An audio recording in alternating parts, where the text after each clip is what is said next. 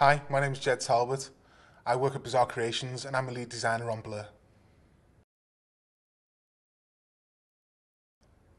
It's been a while since you saw the game last time.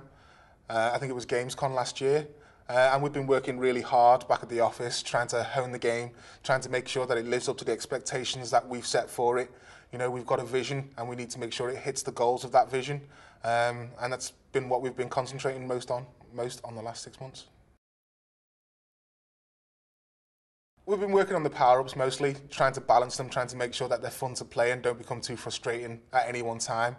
That's a really important part of the game, so we need to make sure that that bit works fine and that bit works great. But as well, we've had time to kind of look at the environments, look at the lighting, look at the general scenes and make sure that they play really well, that they look great, and the player can negotiate around them. In terms of audience, we're really going for everybody. We're really going for a real cross-section of all players. We want the hardcore gamers that are into racing games. We also want players that are just into action games and more casual experiences.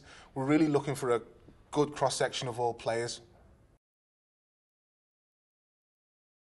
One group of players that we're really interested in getting this time are kind of the players that like racing games but don't really like playing online or like playing with other people because they're a bit worried about winning and they always think they're going to lose.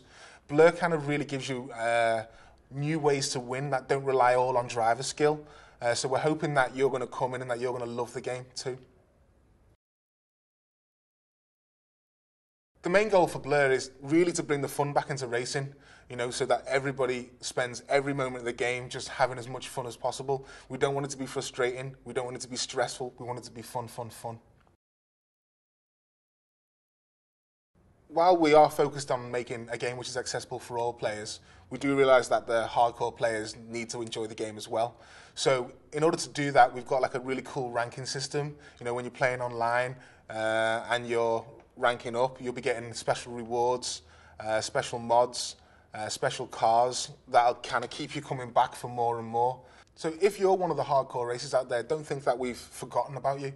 You know, everything that made PGR and our previous games cool, like the handling and that kind of stuff, are still there. You're still going to have the same great fun that you had with PGR, only now we've got the action to add to that, so we've layered on top of what we did before. The thing that makes this an action racing game is the inclusion of power-ups. And what that does is bring second-by-second decisions that you have to make all of the time. Do you use the power-ups? Do you take out the guy in front? Do you protect yourself from the guy behind? These are the kind of things that we want you to think about, and these are the kind of things you'll be doing at 150 miles an hour.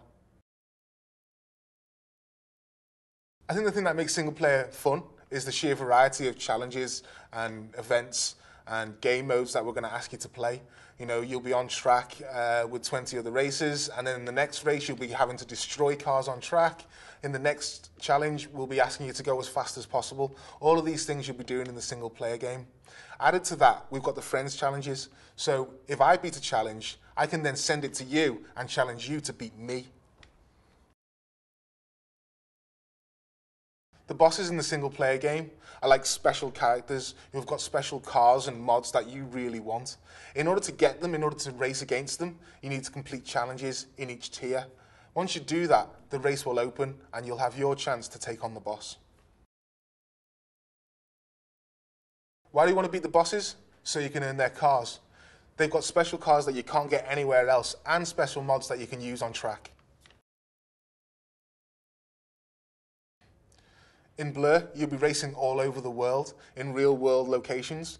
In Blur, you'll be racing in a variety of environments, which range from urban environments in cities, to mountain tracks, to desert tracks, and beach tracks as well.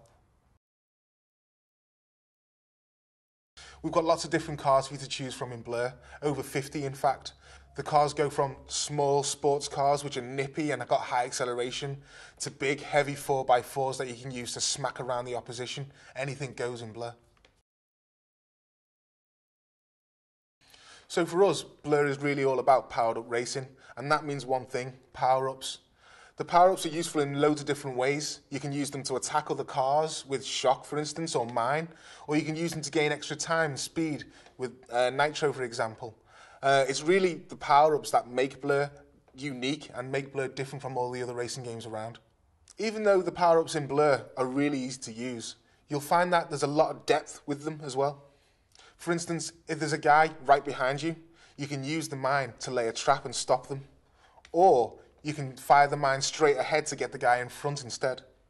Another one of our power-ups is the Nitro, and you can use the Nitro to get a quick burst of speed that can get you to the front of the pack.